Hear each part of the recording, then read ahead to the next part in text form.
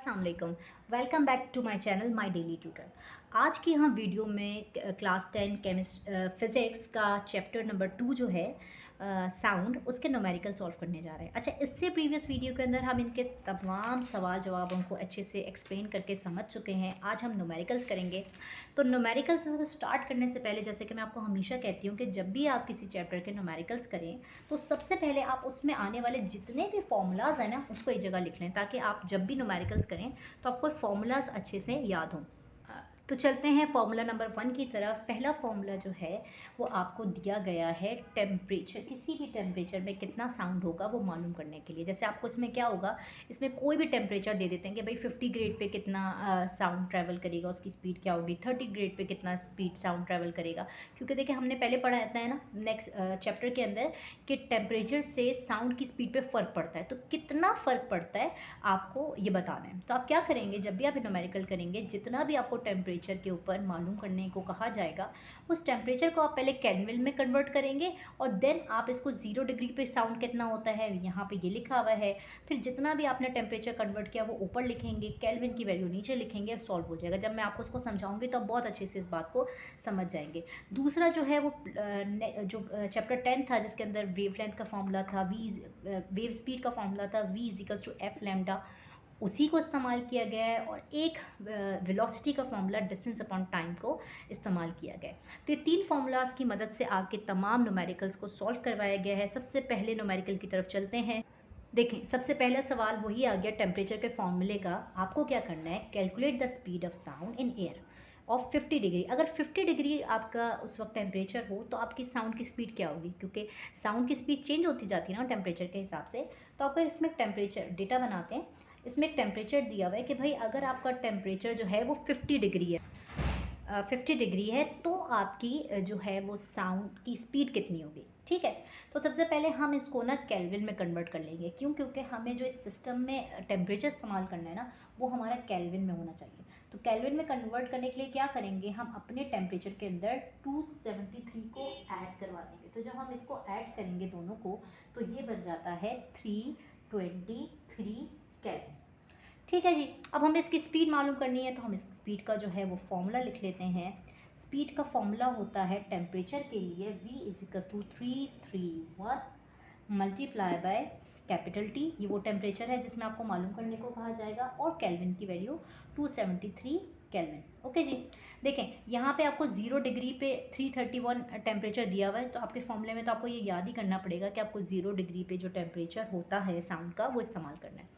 ठीक है, तो अब हम इसमें बस पुट कर लेते हैं। सिंपल सा फॉर्मूला है। हम 331 इसको ऐसे ही लिखेंगे, मल्टीप्लाई बाय टी की वैल्यू हमने जो चेंज करी थी अपनी केल्विन में लाके, वो कितनी हो गई थी 323, जिसको हम डिवाइड करवा देंगे 273 से।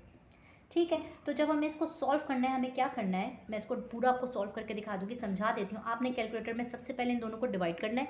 323 डिवाइड बाई 273 डिवाइड हो गया। डिवाइड करने के बाद जो भी जवाब आएगा उसका आपने ले लेना है अंडर रूट। ठीक है, अंडर रूट निकालने के बाद जो जवाब आएगा आपने उसको यहाँ लिखना है और उसको इससे मल्टीप्लाई करवा देना है। तो जब हम इन दोनों को मल्टीप्लाई करवा देंगे तो हमारा जो जवाब बन रहा है, देखिए पहले मैं इसको लिख लेती हूँ, ये 331, और इसको पूरा सॉल्व करने के बाद जवाब आ रहा है 1.087। तो जब हम इन दोनों को मल्टीप्लाई करेंगे तो ये बराबर हो जाएगा 360.01।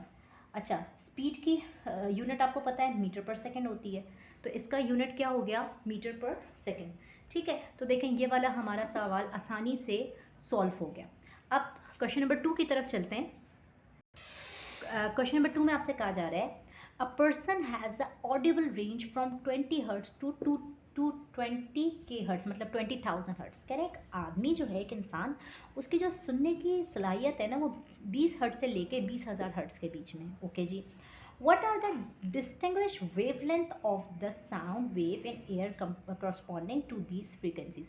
कह रहे हैं इन दोनों फ्रीक्वेंसीज की वेवलेंथ क्या होगी। आपसे दो वेवलेंथ पूछ ली गई। देखें डेटा बनाते हैं, सिंपल है। आपको दो फ्रीक्वेंसीज दे दी हैं, F1 F2, क्योंकि देखिए दो फ्रीक्वेंसीज दी हुई ना, एक दी हुई है आपको 20 हर्ट्स और एक फ्रीक्वेंसी दी हुई है आपको 20,000 हर्ट्स। ठीक है, 20,000 हर्ट्स। आपसे पूछ लिया कि इसकी वेवलेंथ बताएं कितनी होती है, इसकी वेवलेंथ बताएं कितनी होती है आप तक पहुंचने के लिए। जबकि आपको दी हुई है, क्योंकि देखिए हमें इसमें स्पीड की ज़रूरत पड़ेगी। Take the speed of sound in air is 340 metre per second. दोनों के लिए, क्योंकि देखिए स्पीड ऑफ साउंड तो सेम ही होगा ना 340, तो आपको 340 दोनों में ही लिख देती हूँ। 340 जो है वो स्पीड ऑफ साउंड दी हुई है। तो अब आपसे दो फ्रीक्वेंसी वेव लेंथ पूछ ली गई हैं, बहुत ही आसान है, इसको सॉल्व कर लेते हैं। डेटा बन गया हमारा। देखिए फॉर्मूला हमारा कौन सा इस्तेमाल होगा उसमें, फॉर्मूला होगा हमारा v is equals to F lambda, right. v is equals to F lambda होगा। अब हमें लेमडा मालूम करना है, तो हम इसको अकेला छोड़ देंगे, f यहाँ मल्टीप्लाई हो रहा है वहाँ जाके डिवाइड हो जाएगा। तो लेमडा इज इक्वल्स टू, ये ऊपर रहेगा, देखें जो चीज़ ऊपर है वो ऊपर रहेगी, ये मल्टीप्लाई होने जा रही है ना, तो ये नीचे जाएगी, तो हो जाएगा v अपॉन एफ। ओके, तो ये हमारा अरेंज हो गया। अब हमें इस फॉर्मूले को दोनों के लिए इस्तेमाल करना है, क्योंकि दो वेवलेंथ चाहिए ना, तो हम इसे दोनों साइड पे कर लेंगे। हम इसे कह लेंगे लेमडा 1 के लिए भी v कितना था 340, पहली फ्रीक्वेंसी से डिवाइड कर लेंगे जो कि है 20, और लेमडा 2 के लिए 340 जो स्पीड है, और उसको डिवाइड कर देंगे हम 20,000 से। ओके, तो जब हम इसको डिवाइड करते हैं, हम अपनी पहली फ्रीक्वेंसी को यानी कि 340 को डिवाइड बाय 20 करते हैं, तो ये आ जाता है हमारे पास 17। क्योंकि वेवलेंथ जो है लेमडा जो है एक लेंथ है, तो इसका यूनिट क्या होगा, मीटर। आसानी से हो गया। नेक्स्ट सवाल है, नेक्स्ट पार्ट है, इसमें 340 को डिवाइड करना है 20,000 से। तो जब हम 340 को 20,000 से डिवाइड करते हैं, तो ये होता है 0.017 मीटर।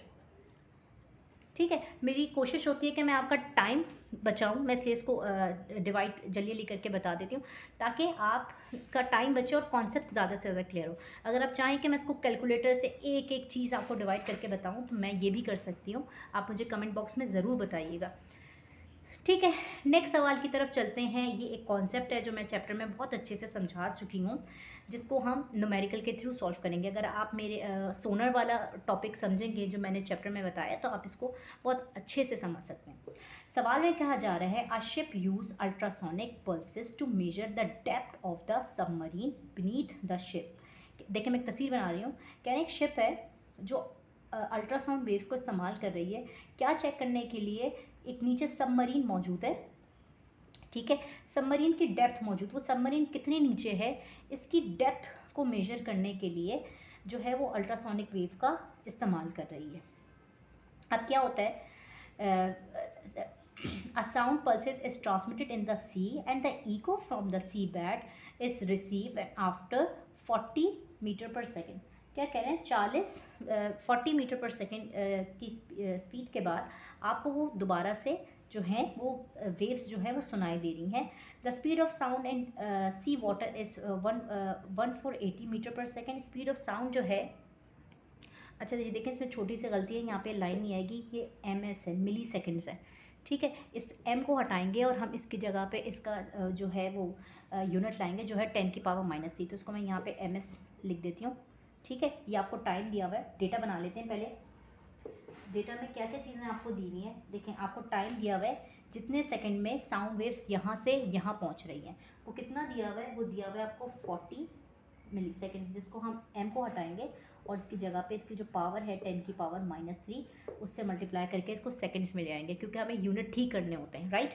जब भी हम सवाल करें हमें यूनिट ठीक करने होते हैं। उसके बाद जो हमें स्पीड ऑफ साउंड वाटर में दी हुई है, वो दी हुई है 1480 मीटर पर सेकेंड, ऐसा ही है, ये दे दिया। अब आपको डेफनेस जो है कितना नीचे है, सबमरीन कितना नीचे है, आपको ये कैलकुलेट करना है। एक तरह का डिस्टेंस है ना, इस शिप से इस सबमरीन का डिस्टेंस आपसे पूछा गया है ना, डी पूछा गया है। तो देखिए मैंने अभी आपको फॉर्मूलाज में बताया था डिस्टेंस का फॉर्मूला, जो आप वेलोसिटी की मदद से निकाल सकते हैं। कि हमें देखें वेलोसिटी का फॉर्मूला क्या पता है, velocity is equals to distance upon time.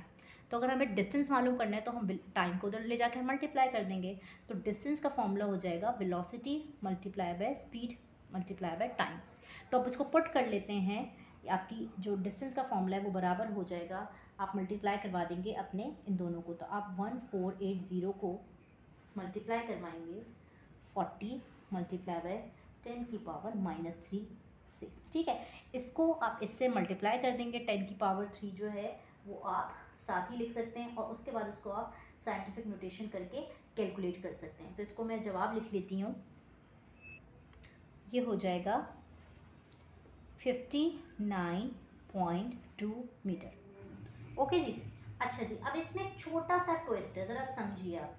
देखें ये क्या है, ये कह रहे हैं कि ये जो डिस्टेंस है ना हमने जो ट्रैवल किया है, ये डिस्टेंस कैसा है। देखें साउंड वेव पिक्चर में देखें, साउंड गई है, टकराई है, वापस आई है। हमें तो सिर्फ बताने सबमरीन कितनी दूर है, हमें एक तरफ का डिस्टेंस मालूम करना है, और ये तो डबल डिस्टेंस है ना, यानी कि जाने और आने डबल डिस्टेंस है। हमें तो सिर्फ एक ही डिस्टेंस मालूम करना है, सबमरीन कितनी है। तो हम क्या करेंगे, हमारा जो डिस्टेंस है इसको हम 2 से डिवाइड कर देंगे, तो हमारा एक साइड का डिस्टेंस हो जाएगा, सिर्फ सबमरीन कितनी दूर है। तो जब हम इसको डिवाइड करेंगे तो ये होगा आपका 29.6 मीटर। ओके, आप इसको राउंड ऑफ करके भी लिख सकते हैं कंप्लीट के, ये 30 मीटर के बराबर है। तो ये हो गया आपका सबमरीन का डिस्टेंस। ठीक है, ये कॉन्सेप्ट दोबारा समझ लें, क्योंकि देखिए ये डिस्टेंस कंप्लीट था वेव्स के जाने का, साउंड वेव के सबमरीन से टकराने का और वापस आने का, और हमें सिर्फ सबमरीन की दूरी बतानी है। तो हमने इस डिस्टेंस को क्या कर लिया, हाफ कर लिया। ठीक है जी, तो अब नेक्स्ट सवाल की तरफ चलते हैं। देखिए जी, नेक्स्ट सवाल बड़ा इंटरेस्टिंग है, जिसके अंदर आपसे कहा जा रहा है at night bats emits pulses of sound to detect their prey. कह रहा है रात के वक्त ये जो चमगादड़ें होती हैं ना, देखें चमगादड़ बनाई हुई है, ये क्या करती हैं, ये साउंड वेव प्रोड्यूस करती हैं, क्या तलाश करने के लिए अपना शिकार। कैसे, ये साउंड वेव्स जाती हैं अपने शिकार से टकराती हैं और वापस आती हैं, जितनी देर में वापस आती हैं उनको पता चल जाता है उनका साउंड कितना दूर है। ठीक है, उनका सॉरी जो शिकार है वो कितना दूर है। अब देखें, to detect their prayer the speed of the sound and air is 340 metre per second. Speed sound जो है एयर के अंदर वो कितनी है, 340 मीटर पर सेकेंड। ठीक है, ये जो जिस स्पीड से साउंड ट्रेवल कर रहा है एयर के अंदर वो है 340। तो देखें मैंने इसका डेटा पहले से बनाया हुआ है, स्पीड हमें दी हुई है 340, ऐसा ही है। नेक्स्ट क्या है, देखें इसके अंदर 3 पार्ट हैं। सबसे पहले कह रहे हैं a bat emit a pulse of the sound of wavelength 0.0080 metre. कह रहे हैं जिस वेवलेंथ की स्पीड पल्सेस क्रिएट कर रही है ना, वो वेवलेंथ है 0.080 मीटर। तो वेवलेंथ दी हुई आपसे, calculate the frequency of the sound, आपको फ्रीक्वेंसी कैलकुलेट करनी है। ओके, देखें वेवलेंथ दी हुई आपको और आपको कैलकुलेट क्या करनी है, फ्रीक्वेंसी। पहला पार्ट हो गया। दूसरे पार्ट में आपसे क्या कह रहे हैं, the pulses of the sound hits its prey and reflect in the bat. The bat receive the pulses in 0.10 seconds. कह रहे हैं ये जो pulses हैं क्रिएट हुई, टकरा के वापस दोबारा चमगादड़ के बैट के पास वापस आ रही हैं, कितनी देर में, 0.10 सेकेंड्स के अंदर। अब आपको क्या करना है, calculate the distance travel by the pulses of the sound during this time. आपको कैलकुलेट करना है वो टाइम, वो डिस्टेंस ट्रेवल करना है जितनी देर में ये जा रही हैं, टकरा रही हैं, वापस आ रही हैं, ये डिस्टेंस ट्रेवल करना है। और एक दूसरा डिस्टेंस ट्रेवल करना है, calculate the distance of prey from the bat. ये जो चमगादड़ से जो उसका शिकार है ये कितना दूर है, आपको 2 डिस्टेंस कैलकुलेट करने हैं। बात समझ आ गया, एक आपको टोटल डिस्टेंस कैलकुलेट करना है, एक आपको डिस्टेंस कैलकुलेट करना है कि प्रे कितना दूर है। ठीक है, तो हमने इसको पूरा डेटा बना लिया, इसको सॉल्व करते हैं। सबसे पहले हम फ्रीक्वेंसी मालूम करेंगे कि किस फ्रीक्वेंसी से जो है ये ट्रैवल करेंगे। तो देखिए फ्रीक्वेंसी मालूम करने के लिए वही फॉर्मूला होता है, v is equals to F lambda. इसको डिज़ाइन कर लेते हैं, हमारी रिक्वायरमेंट के हिसाब से हमें f मालूम करना है तो लैम्डा उधर जाके डिवाइड हो जाएगा, तो v upon lambda is equals to f। Okay, put कर लेते हैं इसको। v की वैल्यू क्या थी, एयर में स्पीड 340 थी, 340 को आप डिवाइड कर लेंगे 0.0080 से। ओके जी, तो जब आप इसको डिवाइड करेंगे तो ये आपका जवाब आ जाएगा 42500 हर्ट्स।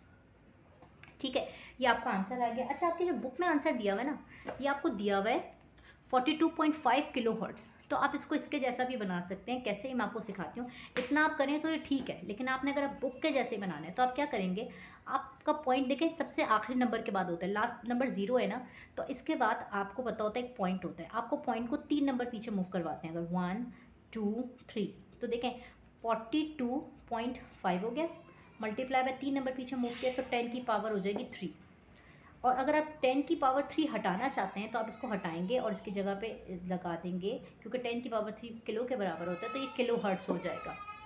ओके, तो ये हमने बुक की तरह बना लिया। अब देखें नेक्स्ट पार्ट में हमें डिस्टेंस मालूम करना है, जितनी देर में उस चमगादड़ में से, उस बैट में से साउंड निकल रही है, जाके उस शिकार से टकरा रही है और वापस चमगादड़ के पास आ रही है। आपको टोटल डिस्टेंस मालूम करना है।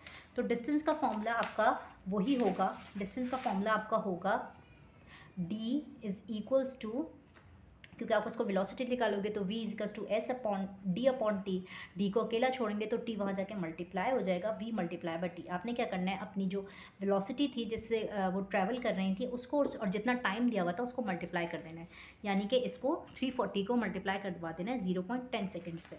तो हम इसको पुट कर लेते हैं, d is equals to 340 multiply by 0.10 seconds. Okay, तो जब हम इसको मल्टीप्लाई तो ये बन जाएगा मल्टीप्लाई होके 34 मीटर के बराबर, यानी कि उस वेव्स का जाना, टकराना और वापस आना बराबर है 34 मीटर के। ओके, एक पार्ट हो गया, एक डिस्टेंस कैलकुलेट हो गया।